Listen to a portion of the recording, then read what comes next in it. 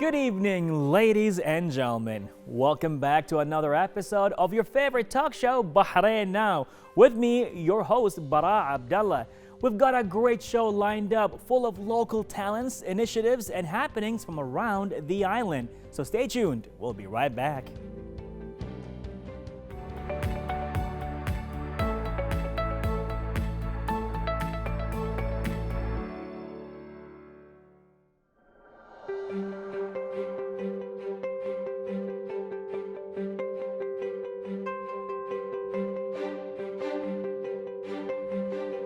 Our next guest finds passion in a brushstroke or peace in yoga and a challenge in climbing the highest points.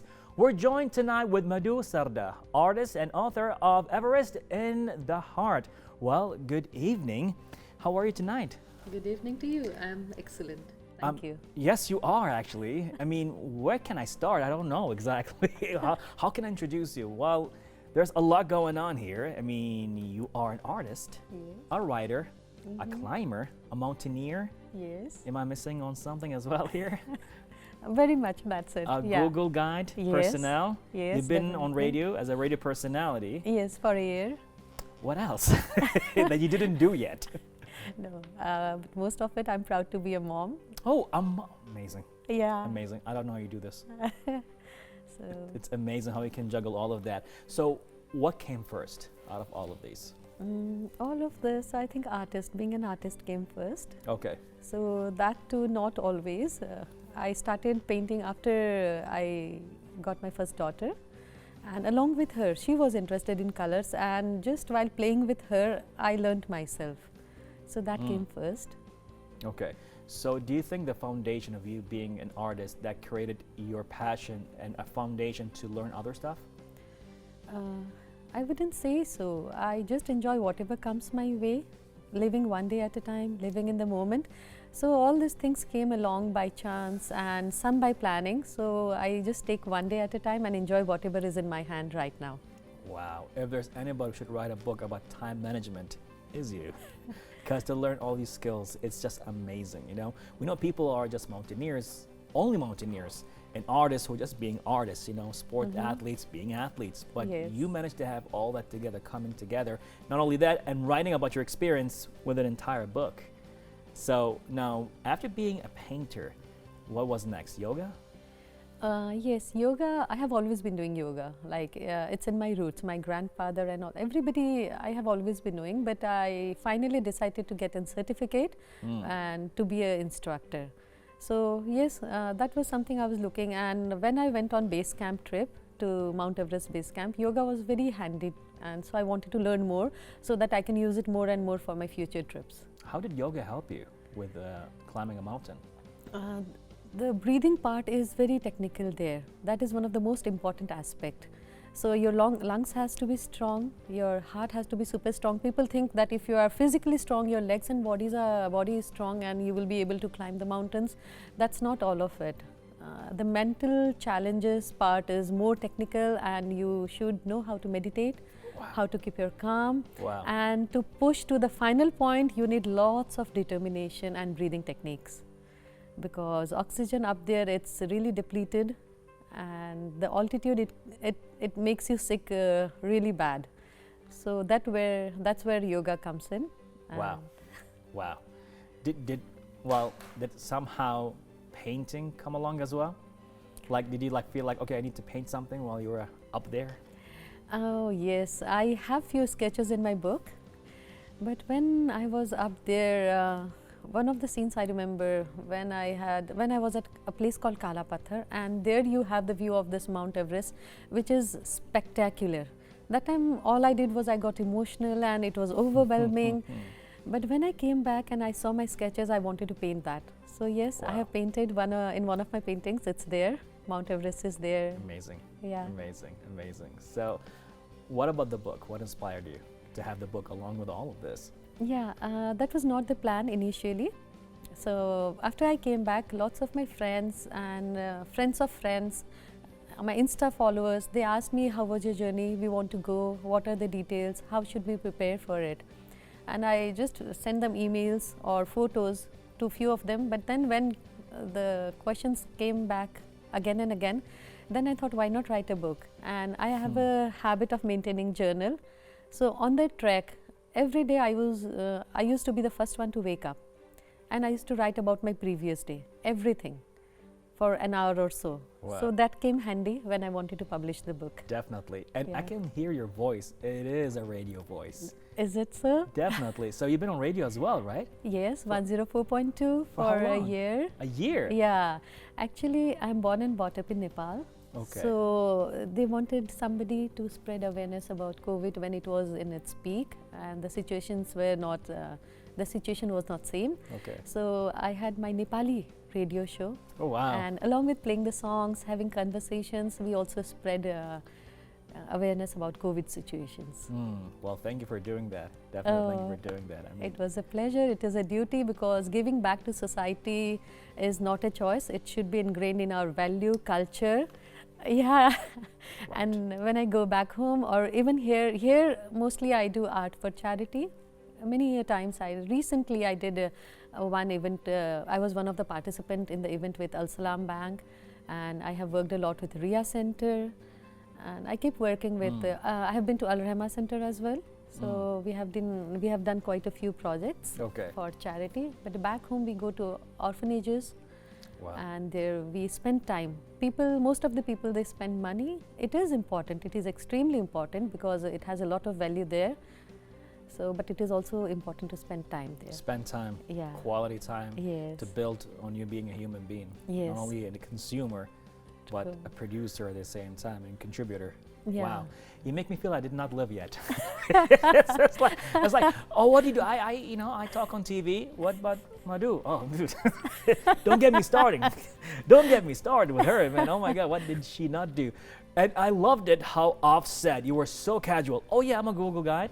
Oh, cool. Yeah, I got 50 million views. What?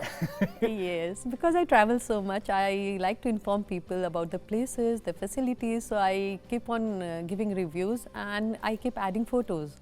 I love taking pictures. So somehow it reached 50 million. It was a pleasant surprise for me as well. I didn't expect that.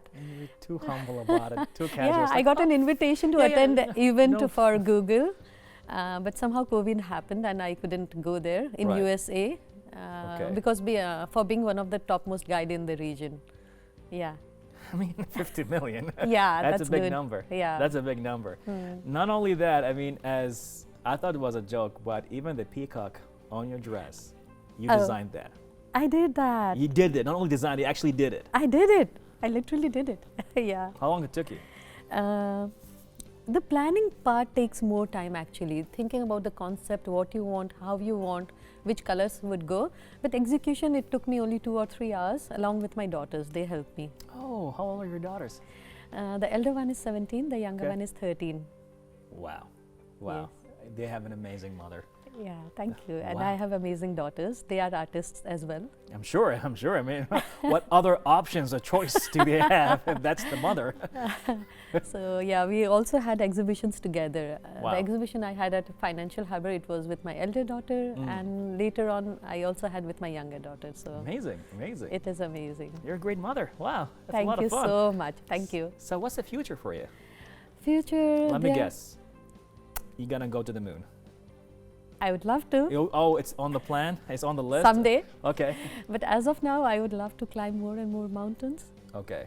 Yeah, I have in my vision, I want to do 7 highest summits on 7 continents. Oh, wow. But right now, for next, I plan to go for Mira Peak in Nepal. Okay. It's 1,000 meters higher than Mount Everest base camp. Huh. So Did you say 1,000 1,000 meters? meters? Yes. An yes. extra kilometer? Oh yes, yes. Okay. I know it sounds crazy. It It is does. crazy, but it's also amazing. Like being there, the tranquility that you feel there, the peace that you can sense there, and staying with yourself. Peace within and peace out there. How cold will it be up there? Can you even breathe? It's difficult. At night, it's really difficult because it's somewhere between -20 to -30 degrees. Your hands will go black. They do, but we frozen wear 3 stuff. layers of gloves, 3 layers of thermals, and socks and boots and whatnot. And after that, we have few gadgets like warm water bags and thermoses. We tuck in along with 3 blankets. I don't know what all to add. Would you get a flare just in case something happens? You know. Yeah. You do have Yeah, we have guides with us. They have satellite phones with us in case of Satellite emergency. phones. Yeah. You're a movie in the making. That's amazing. Yeah, I did not live. I missed out a lot. Definitely. You should pretty much write another book, How to Live More. Oh, someday, inshallah. Okay, great. I wouldn't mind. Definitely. How can we follow you? How can we see your adventures? An Instagram account, YouTube? Where can we Yes, find you? I'm active on Instagram account most, but also I have Twitter, so you can Okay. follow my journey right there. Definitely. Well, Yes. it has been definitely a pleasure having you on Bahrain Now, and we can't wait to see you on another mountaintop. Yeah. Also, I would like to mention a few challenges that I faced. Okay. Not only physically. Physical challenges is something you can train for. Apart from that, there are some challenges from the society. Going on the trek and leaving the family behind or not being careful enough. People tell you cannot do it, you will not be able to do it, you're not fit enough, or going alone, leaving the family behind, are you being selfish? So I would like to tell that it's okay to be selfish once in a few years, or maybe 1 week in 1 year, whatever suits you. If you don't live for yourself, you can't be happy. You can't give your 100% to your family. You have to live for yourself too, right? Right. So yes, and another part is the financial part. Right. There's lots of encouragement in Bahrain society. Thanks for that. Thanks to the government and all. The youth is super active. The sports and activities, but also if I could find some sponsorships for my events, for my treks, and for my activities, that would really encourage me because it's not easy. I can imagine. It's not easy. I can imagine. Well, you will never know. Pretty much somebody will be listening to this interview and was like, you know what, fully sponsored. Yay! I Definitely. pray for that. I do.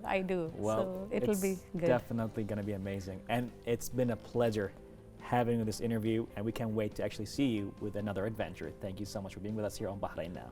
Thank you so much for having me. Thank you to all of you, and see you soon. Yeah, Definitely. keep following Definitely. me. Thank you. Well, ladies and gentlemen, a painter, a mountain climber, and many more. All that took place in this interview with Madhu Sarda right here on Bahrain Now.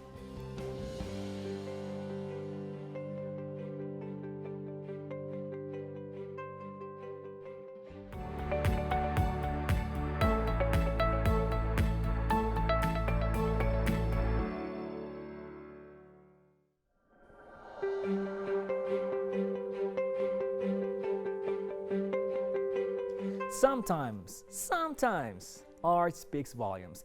And to get deeper into that, we are joined by a self-taught, half Bahraini, half German artist, May El-Kabi. Good evening, how are you? Good evening, I'm good. How are you? Good. I am happy to see you tonight because when I saw your paintings, I'm like, there is a lot going on here. Thank you. And so the word self-taught, how, when, why?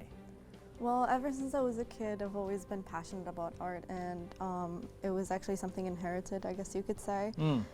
So my grandmother was an artist. Her side of the family also, there's a lot of artists from there. So growing up, I've always been doodling and stuff. And so I've always like painted under my bed when I was a kid, Okay. on the walls, always. Oh, the walls too? Yeah. They were not safe. Yeah, they were never safe from me. So growing up, I remember my father was the most supportive, and he enrolled me in some classes, but I hated it. Hated it. Yeah, it was like a 1 month subscription, and I really did not enjoy it as much. So you know, whenever I'm home, I would practice. I would watch some YouTube videos, and yeah, ever since, I just preferred to just work by myself, and rather than be taught by someone the rules, I'd rather do my own mistakes and kind of do my own thing. Interesting. Yeah. Wow, I love that. You're telling me that you had your own space, your own time zone, your own universe. Yeah. You will learn whenever you feel like learning. You will do whatever you feel like you want to do at that point. Do you think that pretty much took you further than being in a class? Well, I think when you make your own mistakes, you kind of learn better than being taught by someone. Interesting. So even though there were some things that I wish I was taught by someone, I still would not change it for anything. Mm. So to answer your question, I think it was much better being taught by myself. Let me share with you something I can relate to. So for a long time, like over maybe even 10 years, I've been hosting events on stages. Okay. And there was nobody to learn from. There are people that were doing it as well, but each had its own style. Yeah. The amount of mistakes that I've done on stage. Yeah, this is how In you front of learn thousands from of people. everyone. Yeah. It was crazy just to see that up until today, that beautiful experience that got built up by having our own way of doing things. We're to a point that, yes, you're absolutely right. So when you said what you said right now, I'm like, I know what she's talking about. Yeah. Artist to an artist. Yeah. So let's go to your paintings right now. Yes. Where can we categorize your paintings? And what kind of genre? Well, I prefer to call myself an expressionist, so it's Expressionist, mainly okay. expressionism. But in my free time, I like to kind of do still life. So on my Instagram, you can see there are 3 paintings that I did with sheets. So I would set up some sheets and I would take a picture, and then with that I would like paint them. And so that really helped me a lot with the details and stuff. Okay. So I just do the still life thing on the side, but mainly I do these paintings, which are expressionist paintings. Okay. Yeah. Okay. So is there a certain painting that carried a lot of weight, emotionally speaking, as an expression? Well, all of them really. All of them All do. of them had a certain weight. Okay. So I always try to put all my energy into my paintings, and Alright. you know, it's like when someone sees it, they can also relate to it Yeah. somehow, even if a little bit. Yeah. So yeah, for example, this one Yes, was. please tell me, because like so- there's a lot going on here. Yeah. So this is from a part of a series called The Loss of Self. The lost of So self. this Ooh. is the first painting from the series where you start to notice that you lose who you are, and so yeah, so It's okay. Yeah, I mean, sorry. it's a very deep thing. I mean, Yeah, to lose it is. oneself. I mean, to find the words, it's not easy. yeah, and so as I said, this is like the first part of the series, and it's kind of the process of losing yourself and not even knowing who you are anymore. And even Wow. sometimes, you know, I think we all had that moment in our lives where we look in the mirror and we don't even notice who we are anymore. And so this kind of describes how that feels, but in a visualized way. Wow. Wow. So you chose what kind of items or tools to express yourself? Well, with this one, this is made out of oil painting. Okay. Yeah. So oil painting, you saw that it was the best way to express your thoughts? Well, I started oil painting a year ago. And Okay. before that, I used to hate oil paint. Yeah, a lot of people get surprised, and it used to intimidate me a lot due to the fact that it takes so long for it to dry.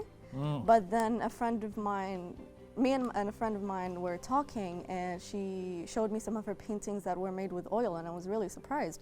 And so in the beginning of 2020, I decided that I'm gonna try it again, and I'm gonna give it another chance. Okay. And so this was maybe the 4th painting that I did with oil, Okay. if I remember correctly. So yeah, ever since Yeah. I just like Interesting. sticked with oil. Okay. Very interesting. I mean, I was invited once to a friend's birthday, and she wanted to do like a gather up where we all have oil painting, right? Yeah. I started off with a boat, ended up with a nightmare. Yeah, So it I can was be like, really difficult. It was like, oh, it's a Yeah. little boat, and I'm like, oh, what's going on here? Yeah. Hey, and when it's done, that's it. And it's like, here it is, that spaghetti. Yeah, exactly. This What's is the thing with oil. happening here? With this one, this is also from a series of 5 other paintings called the Dazzle Series. Dazzle. This is really depends on how you see it as a person. So this is from a different perspective. And so with this one, I wanted the viewer to focus on how they feel instead of how I feel about it. So these are actually for sale. Okay. Yeah, it's a series of 5 paintings, all for sale on the Zeus Gallery on their website, which you can find on my Instagram bio. Let's check it out. Yes. Right, awesome.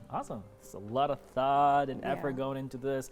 It's like the more I've been interviewing artists on the show, the more I get to understand and appreciate it's not only a side thing, but it's so essential to our culture. Yeah. Like thoughts can be translated even way better than words sometimes. Like sometimes you don't need words. It's just the thought, the visuals themselves. They have a different kind of language.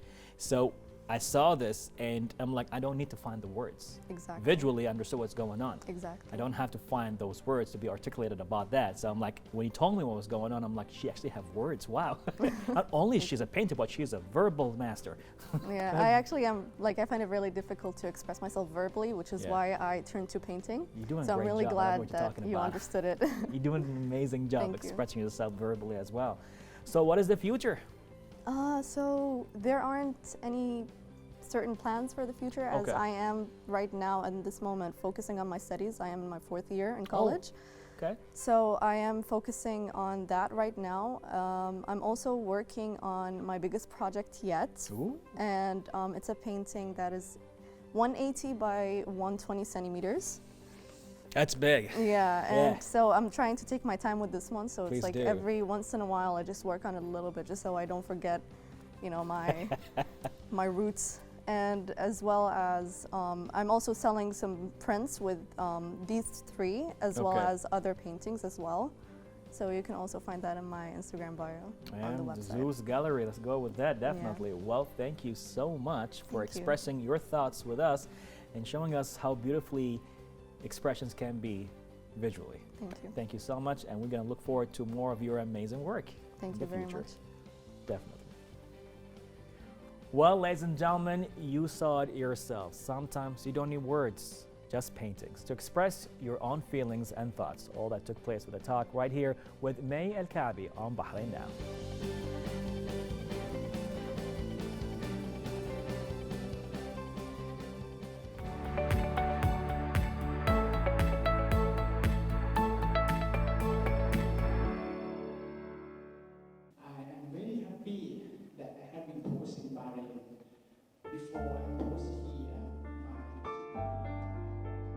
Bittersweet are the goodbyes. I've rearranged my script for this report around 10 times.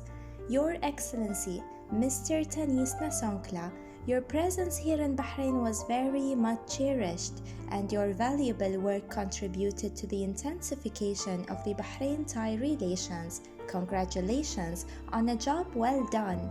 Good evening, everyone, and our Bahraini friend and beloved friend. I would like to say, not say goodbye, but this is the maybe the final word for me as a Thai ambassador here. Throughout 3 years and 6 months, I got many support, and I am very impressed for the thing that the Bahrain and the expat and Thai community do for me and for our country. We have the good relation between Thailand and Bahrain.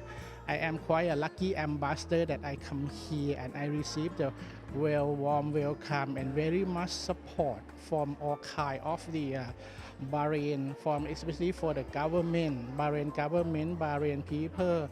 And it is the thing that I can work and help my work very smooth and very quite successful. And the proud that I have that now we have the Thai Mart that opened in Bahrain and will be the distribution center to bring the Thai product to Bahrain people. And I do hope that we will have much more activity after the post-COVID period. I think that the Bahrain government do very well and very good for reduce the curve, and now Bahrain return to the normal and the life return to normal again.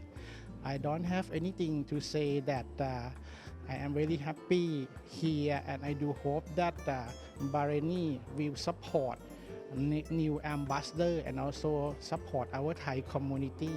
And thank you very much, everyone. See you again. For everything he's done to us, we're more than grateful. We appreciate him more because he has been like a family to us. He's been there through our thick and thin, and it's impossible to say that this is going to be an easy goodbye. We don't want to say goodbye to His Excellency because, since we've been together with His Excellency from the day one that he's arrived in Bahrain, especially me. From then, we always work together. We still didn't stop working together. So I can say that His Excellency is not just an ambassador of Thailand to the Kingdom of Bahrain, but ambassador also is like the father of the Thai community in Bahrain, and also the good friends, best friends of our Bahraini also, and Thai people who live in the country.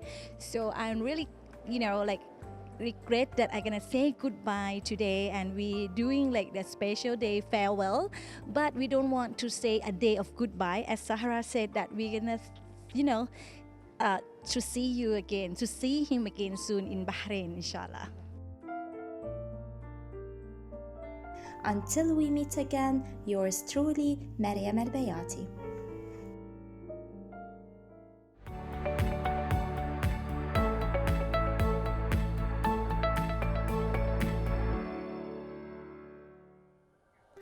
Ladies and gentlemen, that's a wrap for another great episode of Bahrain Now. As usual, be sure to reach us out on our social media accounts shown below. And stay tuned for more exciting segments on Bahrain Now. This was Bara Abdallah. Till next time, Bahrain, good night and God bless.